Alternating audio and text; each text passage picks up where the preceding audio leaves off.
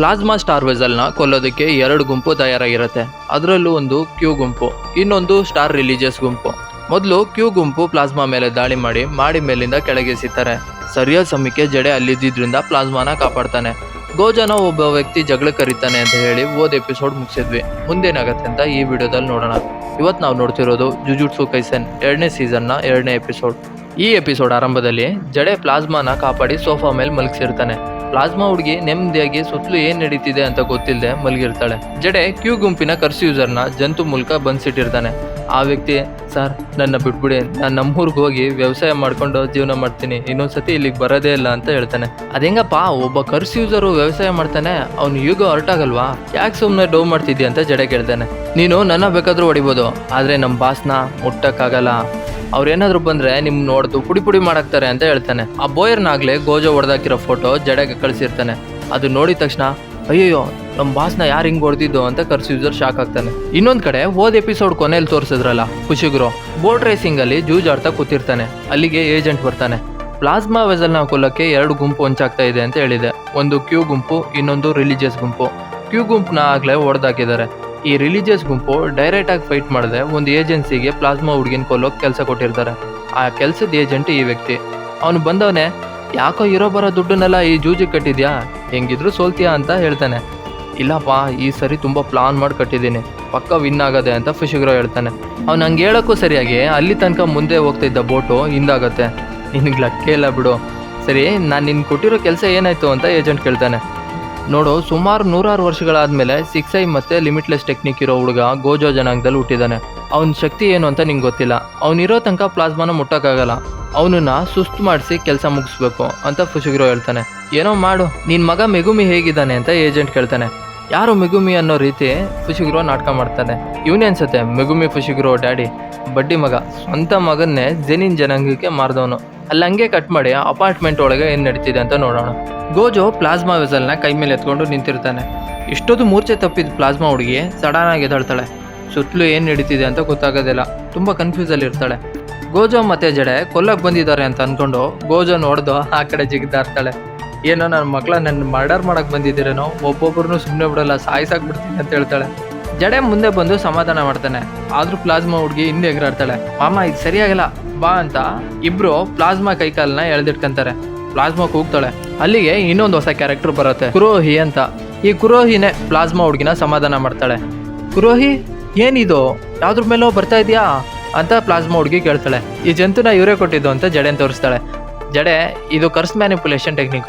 ಈ ಟೆಕ್ನಿಕ್ ಹೆಂಗ್ ವರ್ಕ್ ಆಗುತ್ತೆ ಅಂದ್ರೆ, ಜಂತುಗಳನ್ನ ವಶಪಡಿಸಿ ಅದನ್ನ ನಮ್ಗೆ ಬೇಕಾದಂಗೆ ಬಳಸ್ಕೊಬೋದು. ಚೆನ್ನಾಗಿದೆಯಲ್ಲ ಟೆಕ್ನಿಕ್ಕು. ಪಾಪ ತೆಂಗನ್ ಜೊತೆ ಸೇರಿದ ತಕ್ಷಣ ನಾಶ ಆಗ್ತಾಳಲ್ಲ ಅನ್ನೋ ಬೇಜಾರು ಇಲ್ಲಿರ್ತಾಳೆ ಅನ್ಕೊಂಡ್ರೆ ನೀನ್ ಹಂಗಿರಂಗ್ ಕಾಣಿಸಲ್ಲ ಅಂತ ಗೋಜೋ ಕೇಳ್ತಾನೆ. ಬೇಜಾರ ಯಾಕಾಗ್ಬೇಕು? ತೆಂಗನ್ ನನ್ ಜೊತೆ ಸೇರಿ ದೇಹ ಮತ್ತೆ ಆತ್ಮನ ತಗೊಂತಾರೆ ಅಂದ್ಮೇಲೆ ನಾನು ತೆಂಗನ್ ಆದಂಗೆ ತಾನ್ ಲೆಕ್ಕ ಅಂತ ಪ್ಲಾಸ್ಮಾ ಹುಡುಗಿ ಹೇಳ್ತಾಳೆ. ಪ್ಲಾಸ್ಮಾ ಹುಡುಗಿ ಇಷ್ಟು ಸೀರಿಯಸ್ ಆಗಿ ಮಾತಾಡ್ತಿದ್ರು, ಅದನ್ನ ಬಿಟ್ಟು ಗೋಜೋ ಮತ್ತೆ ಜಡೆ ಫೋನ್ ಬಗ್ಗೆ ಚರ್ಚೆ ಮಾಡ್ತಾ ಫನ್ ಮಾಡ್ತಿರ್ತಾರೆ. ಯಾರು ಯಾವಾಗ ಕೊಲ್ತಾರೆ ಅಂತ ಗೊತ್ತಿಲ್ಲ. ಈ ಸಿಚುಯೇಷನ್ ಅಲ್ಲೂ ನಾ ಶಾಲೆಗೆ ಹೋಗ್ಲೇಬೇಕು ಅಂತ ಹಠ ಮಾಡಿ ಪ್ಲಾಸ್ಮಾ ಹುಡುಗಿ ಶಾಲೆಗೆ ಹೋಗ್ತಾಳೆ. ಯಾರೋ ಟಾಪರ್ ಹುಡುಗಿನೇ ಇರಬೇಕು. ಗೋಜೋ ಪ್ರಿನ್ಸಿಗೆ ಫೋನ್ ಮಾಡಿ ಈ ತರ ಪ್ಲಾಸ್ಮಾ ಹುಡುಗಿ ಹಠ ಮಾಡಿ ಶಾಲೆಗೆ ಹೋಗಿದ್ದಾಳೆ, ಅವಳು ಬಂದಿದ ತಕ್ಷಣ ಜುಜುಟ್ಸು ಹೀಗೆ ಕರ್ಕೊಂಬರ್ತೀನಿ ಅಂತ ಹೇಳ್ತಾನೆ. ಬೇಡ ಮೊದಲು ಅವಳ ಆಸೆ ಏನಿದೆಯೋ ಅದನ್ನ ಪೂರ್ತಿ ಮಾಡಿ, ಅದು ತೆಂಗನ್ ಆರ್ಡರ್ ಅಂತ ಪ್ರಿನ್ಸಿ ಹೇಳ್ತಾರೆ. ಗೋಜೋ ಸುಮ್ನೆ ಯಾಕೆ ರಿಸ್ಕ್ ಮಾಡ್ಕೊಂತ ಇದ್ದಾರೆ ಅಂತ ಗೊಂದಲದಲ್ಲಿ ಇರ್ತಾನೆ. ಜಡೆನೆ, ನೋಡ್ ಮಚ್ಚ, ಒಂದ್ಸರ್ತಿ ಅವಳು ತೆಂಗನ್ ಜೊತೆ ಸೇರಿದ್ರೆ ಏನು ಮಾಡೋಕ್ಕಾಗಲ್ಲ, ಅದಕ್ಕಿಂತ ಮುಂಚೆನೆ ಅವಳಿಗೆ ಏನೇನು ಇಷ್ಟ ಇದೆಯೋ ಅದನ್ನೆಲ್ಲ ಮಾಡ್ಕೊಳ್ಳಿ ಅಂತ ಹೇಳ್ತಾನೆ. ಪ್ಲಾಸ್ಮಾ ವೆಸಲ್ಗೆ ಅಪ್ಪ ಅಮ್ಮ ನೆಂಟರು ಯಾರು ಇರಲ್ಲ. ಕುರೋಹಿನೇ ಸಣ್ಣದ್ರಿಂದ ಅವಳನ್ನು ಸಾಕಿರ್ತಾಳೆ. ಹೆಚ್ಚು ಕಮ್ಮಿ ಅವ್ರ ಅಮ್ಮನ ಥರ. ಅವರು ಹೇಳ್ತಾರೆ ಪ್ಲಾಸ್ಮಾಗೆ ಫ್ರೀ ಆಗಿರೋಕೆ ಅವಕಾಶ ಮಾಡಿಕೊಡಿ ಅಂತ. ಗೋಜೋ ಸರಿ ಅಂತ ಒಪ್ಕೊಳ್ತಾನೆ. ಪ್ಲಾಸ್ಮಾ ಹುಡುಗಿ ಶಾಲೆಗೆ ಹೋಗ್ತಾ ಅವಳ ಜೊತೆ ಯಾರು ಬರಬಾರ್ದು ಅಂತ ಹೇಳಿರ್ತಾಳೆ. ಏನಕ್ಕೂ ಇರಲಿ ಅಂತ ಮುನ್ನೆಚ್ಚರಿಕೆಯಿಂದ ಜಡೆ ಒಂದೆರಡು ಜಂತುಗಳನ್ನ ಅವಳ ಜೊತೆ ಕಳಿಸಿರ್ತಾನೆ. ಜಂತುಗಳು ಏನಾದರೂ ತೊಂದರೆ ಅಂತ ಬಂದರೆ ಸಿಗ್ನಲ್ ಕಳಿಸೋ ಥರ ಇರುತ್ತೆ. ಯಾರೋ ಪ್ಲಾಸ್ಮಾನ ಕೊಲ್ಲಕ್ಕೆ ಬಂದವರು ಸೆಕ್ಯೂರಿಟಿ ಆಗಿದ್ದ 2 ಜಂತುನ ನಾಶ ಮಾಡಿರ್ತಾರೆ. ಆ ಜಂತು ಜಡೆಗೆ ಸಿಗ್ನಲ್ ಕಳಿಸಿರುತ್ತೆ. ಇನ್ನೊಂದು ಕಡೆ ಫುಶಿಗ್ರೋ ಡ್ಯಾಡಿ ರೇಸಿಂಗ್ ನೋಡ್ತಾ ಜೂಜಾಡ್ತಾ ಕೂತಿರ್ತಾರೆ. ಏಜೆಂಟು ಪ್ಲಾಸ್ಮಾ ವೆಸಲ್ಗೆ ಕೊಟ್ಟಿರೋ ಆಫರ್ ಮತ್ತೆ ಬೌಂಟಿನ ನೋಡ್ತಿರ್ತಾನೆ. ಗೋಜೋ, ಜಡೆ ಮತ್ತೆ ಕುರೋಹಿ ಶಾಲೆ ಒಳಗೆ ಬಂದಿರ್ತಾರೆ. 3 ಜನ ಡಿವೈಡ್ ಆಗಿ 3 ಕಡೆ ಹೋಗ್ತಾರೆ. ಡ್ಯಾಡಿ ರೇಸ್ ನೋಡ್ತಾ ಏಜೆಂಟ್ ಜೊತೆ ಫೋನ್ ಮಾತಾಡ್ತಾ ಇರ್ತಾನೆ. ಏಜೆಂಟು, ಅವ್ರು ಜುಜುಟ್ಸಿಗೆ ಇನ್ನೂ ಹೋಗಿಲ್ಲ, ಹೊರಗೆ ಇದ್ದಾರೆ, ಬೇಗ ಕೆಲಸ ಮುಗಿಸು, ಇಲ್ಲಾಂದ್ರೆ ಅವ್ರು ಕೊಟ್ಟಿರೋ 3 ಮಿಲಿಯನ್ ಬೌಂಟಿ ಬೇರೆಯವ್ರ ಪಾಲಾಗತ್ತೆ ಅಂತ ಹೇಳ್ತಾನೆ. ಹಾಗಾದ್ರೆ ಒಳ್ಳೇದಾಯ್ತು ಬಿಡು, ಹೇಗಿದ್ರು ಗೋಜೋ ಹತ್ರ ಇರೋ ತನಕ ಪ್ಲಾಸ್ಮಾನ ಕೊಲ್ಲಕ್ಕಾಗಲ್ಲ, ನೀನೇನ್ ಬೌಂಟಿ ಬಗ್ಗೆ ಎದುರುಬೇಡ ಅಂತ ಡ್ಯಾಡಿ ಹೇಳ್ತಾನೆ. ರೇಸಲ್ಲಿ ಮತ್ತೆ ಸೋಲ್ತಾನೆ. ಬಂದೆ ತಡಿ ಅಂತ ಹೇಳಿ ಕೆಲ್ಸಕ್ಕೆ ಹೋಗ್ತಾನೆ. ಜಡೆ ಪ್ಲಾಸ್ಮಾ ಹುಡುಗಿನ ಹುಡ್ಕೊಂಡು ಶಾಲೆ ಒಳಗೆ ಹೋಗ್ತಾ ಇರಬೇಕಾದ್ರೆ ಅವನ ಎದುರು ಒಬ್ಬ ವಯಸ್ಸಾಗಿರೋ ಕರ್ಸ್ ಯೂಸರ್ ಬರ್ತಾನೆ. ಅವನು ಅಷ್ಟೇ ಪ್ಲಾಸ್ಮಾ ಹುಡುಗಿನ ಕೊಲ್ಲಕ್ ಬಂದಿರ್ಬೋದು. ಜಡೆನ್ ನೋಡಿದ ತಕ್ಷಣ ಜುಜುಟ್ಸು ಮಂತ್ರವಾದಿ ಅಂತ ಗೊತ್ತಾಗತ್ತೆ. ಶಿಕಾಗಾಮಿನ ಉಪಯೋಗಿಸಿ ದಾಳಿ ಮಾಡಕ್ ರೆಡಿ ಆಗ್ತಾರೆ. ಅದಕ್ಕಿಂತ ಮುಂಚೆ ಕರ್ಸ್ ಮ್ಯಾನಿಪುಲೇಷನ್ ಉಪಯೋಗಿಸಿ ಜಡೆ ದಾಳಿ ಮಾಡ್ತಾನೆ. ವಯಸ್ಸಾದವ್ರ ಕತೆ ಮುಗೀತು ಅನ್ಕೊಂಡ್ರೆ ಕಿಟಕಿ ನೋಡ್ಕೊಂಡು ಜಡೆನ್ ದಾಳಿ ಮಾಡಕ್ ಮತ್ತೆ ಬರ್ತಾರೆ. ಮತ್ತೆ ಬೇರೆ ಟೆಕ್ನಿಕ್ ನ ಉಪಯೋಗಿಸಿ ವಯಸ್ಸಾದವ್ರಿಗೆ ತುಂಬಾ ಇಷ್ಟ ಆಗಿರೋ ನಾಯಿ ಕಣ್ ಮುಂದೆ ಬರೋ ರೀತಿ ಮಾಡ್ತಾನೆ. ಅವ್ರು ಒಂದ್ ಸ್ವಲ್ಪ ದಿಕ್ ತಪ್ಪಿದ್ನ ನೋಡ್ಕೊಂಡು ವಯಸ್ಸಾದವ್ರನ್ನ ಸರಿಯಾಗಿ ಹೊಡೆದು ಕೆಳಗೆ ಬೀಳಿಸ್ತಾನೆ. ಬೆಳೆಸಿದ ತಕ್ಷಣ ನಿಮ್ಮನ್ನು ಕಳಿಸಿದಾರೋ ಕ್ಯೂ ಗುಂಪ ಇಲ್ಲ ರಿಲಿಜಿಯಸ್ ಗುಂಪ ಅಂತ ಪ್ರಶ್ನೆ ಮಾಡ್ತಾನೆ. ಗೋಜೋ ಪ್ಲಾಸ್ಮಾ ಹುಡುಗಿನ ಹುಡ್ಕೊಂಡ್ ಬಂದಿರ್ತಾನಲ್ಲ, ನೇರ ಮ್ಯೂಸಿಕ್ ಕ್ಲಾಸಿಗೆ ಹೋಗ್ತಾನೆ. ಅಲ್ಲಿರೋರೆಲ್ಲ ಗೋಜೋ ನೋಡಿ ಶಾಕ್ ಆಗ್ತಾರೆ. ಅವ್ನ ಬ್ಯೂಟಿಗೆ ಎಲ್ಲರೂ ಫ್ಯಾನ್ ಆಗ್ತಾರೆ. ಸುಮ್ನೆ ನಿನ್ನಿಂದ ನಿನ್ ಫ್ರೆಂಡ್ಸಿಗೆ ಯಾಕೆ ತೊಂದ್ರೆ ಅಂತ ಗೋಜೋ ಪ್ಲಾಸ್ಮಾ ಹುಡುಗಿನ ಕರ್ಕೊಂಡ್ ಬರ್ತಾನೆ. ಒಂದ್ ಕೈಯಲ್ಲಿ ಪ್ಲಾಸ್ಮಾ ಹುಡುಗಿನ ಇಟ್ಕೊಂಡು ಮನೆ ಮೇಲೆ ಓಡ್ತಾ ಇರ್ತಾನೆ. ಅದನ್ನ ಮಾಸ್ಕ್ ಹಾಕಿರೋ ಒಬ್ಬ ಕರ್ಸ್ ಯೂಸರ್ ನೋಡ್ತಾ ಇರ್ತಾನೆ. ಒಂದೊಳ್ಳೆ ಬೇಟೆ, ಆ ಹುಡ್ಗಿನ್ ಮುಗಿಸಿ ಪೇಮೆಂಟ್ ಇಸ್ಕೊಳ್ಳೋಣ ಅಂತ ಮಾತಾಡ್ತಾ ಇರ್ತಾನೆ. ಅವನಿಂದೆ ಕುರೋಹಿ ಬಂದ್ ನಿಲ್ತಾಳೆ. ನೀನೇನಾದ್ರೂ ಆ ಹುಡ್ಗಿನ್ ಮುಟ್ಟಿದ್ರೆ ಕೊಂದಾಗ್ತೀನಿ ಅಂತ ಹೇಳ್ತಾಳೆ. ಅವಳಿಗೆ ಸಪೋರ್ಟ್ ಆಗಿ ಜಡೆ ಬರ್ತಾನೆ.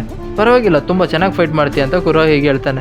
ಗೋಜೋ ಎಲ್ಲಿಗೆ ಹೋಗ್ತಿದ್ದಾನೆ ಅಂತ ಕೇಳ್ಕೊಂಡು ಅಲ್ಲಿಗೆ ನಾವು ಹೋಗೋಣ, ಅದೇ ತುಂಬಾ ಸೇಫ್ ಅಂತ ಹೇಳ್ತಾನೆ. ಅದನ್ನ ಕೇಳಿಸ್ಕೊಂಡಂತ ಕರ್ಸ್ ಯೂಸರು ಅವ್ರ ಹಿಡಿತದಿಂದ ಎಸ್ಕೇಪ್ ಆಗಿ ಹೋಗ್ತಾನೆ. ಜಡೆ ಗೋಜೋಗ್ ಫೋನ್ ಮಾಡಿ ಎಚ್ಚರಿಸ್ತಾನೆ. ಈ ತರ ಅಂಡರ್ ಗ್ರೌಂಡ್ ವೆಬ್ಸೈಟ್ ಅಲ್ಲಿ ಪ್ಲಾಸ್ಮಾ ಹುಡುಗಿನ ಕೊಲ್ಲೋದಕ್ಕೆ 30 ಮಿಲಿಯನ್ ಆಫರ್ ಕೊಟ್ಟಿದ್ದಾರೆ. ಈ ಆಫರ್ ನಾಳೆ 11 ಗಂಟೆ ತನಕ ಇರತ್ತೆ ಅಂತಾನೆ. ಹೌದಾ, ಇದಾ ವಿಷಯ, ಅದಕ್ಕೇನ ಇಷ್ಟು ಕರ್ಸ್ ಯೂಸರ್ ಬಂದಿರೋದು ಅಂತ. ಸರಿ ಬಿಡು, ನಾನೇ ನೋಡ್ಕೊಂತೀನಿ ಅಂತ ಗೋಜೋ ಫೋನ್ ಕಟ್ ಮಾಡ್ತಾನೆ. ಗೋಜೋ ಸುತ್ತಲೂ ಒಂದೇ ತರ ಮಾಸ್ಕ್ ಹಾಕೊಂಡು 5 ಜನ ದಾಳಿ ಮಾಡಕ್ ಬಂದಿರ್ತಾರೆ. ಇವರೆಲ್ಲ ಯಾರೋ ಒಂದೇ ತರ ಇದಾರಲ್ಲ ಅಂತ ಪ್ಲಾಸ್ಮಾ ಹುಡುಗಿ ಕೇಳ್ತಾಳೆ. ಇವರೆಲ್ಲ ಒಬ್ರೆ, ಇದೊಂಥರ ಜುಜುಟ್ಸಲ್ಲಿ ಉಪಯೋಗಿಸೋ ಕ್ಲೋನ್ ಟೆಕ್ನಿಕ್. ಈ ಟೆಕ್ನಿಕ್ ಸಹಾಯದಿಂದ 5 ದೇಹನ ಸೃಷ್ಟಿ ಮಾಡ್ಬೋದು. ಒಂದ್ ದೇಹಕ್ಕೆ ಏನಾದ್ರು ಆಪತ್ ಬಂದ್ರೆ ಬೇರೆ ದೇಹನ ಅವ್ರ ಮೇನ್ ಬಾಡಿಯಾಗಿ ಸೆಲೆಕ್ಟ್ ಮಾಡ್ಕೊಬಹುದು ಅಂತ ಹೇಳ್ತಾನೆ. ಅವರು ದಾಳಿ ಮಾಡಕ್ಕೆ ರೆಡಿ ಆಗ್ತಾರೆ. ಗೋಜೋ ಅವರಿಗೆ ಬೆರಿ ಹೊಡಿತಾನೆ.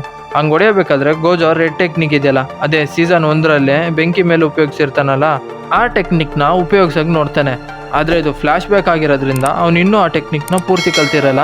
ಟೆಕ್ನಿಕ್ ನ ಸರಿಯಾಗಿ ಬಳಸಕ್ ಬರದೆ ಫೇಲ್ ಆಗ್ತಾನೆ. ಆದ್ರೂ ಹೆಂಗೋ ಮ್ಯಾನೇಜ್ ಮಾಡ್ಕೊಂಡು ಮಾಸ್ಕ್ ಕರ್ಸ್ ಯೂಸರ್ನ ಹೊಡೆದು ಫೈಟ್ ಮುಗಿಸ್ತಾನೆ. ಎಲ್ಲ ಮುಗೀತು ಅನ್ಕೊಂಡ್ರೆ ಕುರೋಹಿನ ಯಾರೋ ಕಿಡ್ನಾಪ್ ಮಾಡ್ಕೊಂಡು ಹೋಗಿರ್ತಾರೆ. ಮತ್ತೊಂದು ಹೊಸ ತೊಂದರೆ ಬಂತಲ್ಲಪ್ಪ ಅಂತ ಗೋಜೋ ಅನ್ಕೊಂತಾನೆ. ಅಲ್ಲಿಗೆ ಈ ಎಪಿಸೋಡ್ನ ಮುಗಿಸ್ತಾರೆ. ಮುಂದೇನಾಗತ್ತೆ ಅಂತ ನೆಕ್ಸ್ಟ್ ವಿಡಿಯೋದಲ್ಲಿ ನೋಡೋಣ.